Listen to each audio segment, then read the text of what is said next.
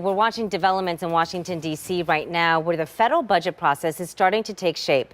Ohio Congressman Carey told 10 TV Today that a top priority is making President Donald Trump's 2017 tax cuts permanent.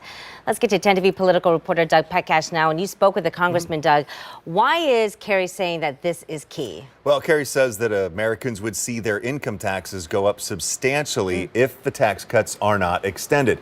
The House passed a budget resolution last week that basically sets the parameters around spending and cuts. So the House and the Senate can now start hammering out the specifics of their budget proposals.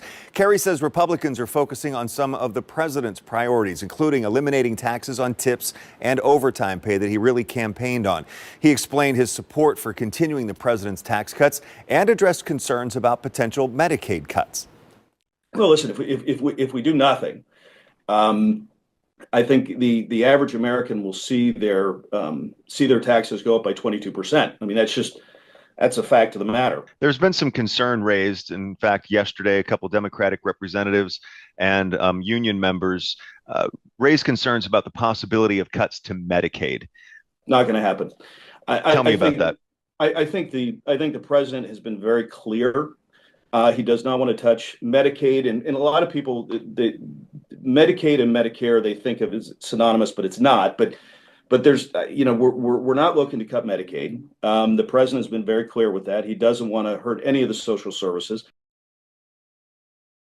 Representative Carey also mentioned that 12 House Republicans sent a letter to Republican House leaders saying they would not support the budget bill if it includes Medicaid cuts. And right now, the Republicans have a very slim 7-member majority in the House. Well, Doug, I also understand that Representative Carey recently introduced a bill to help family caregivers. So what would that actually do? Well, it's called the Credit for Caring Act, and it's a bipartisan bill in both the House and the Senate right now.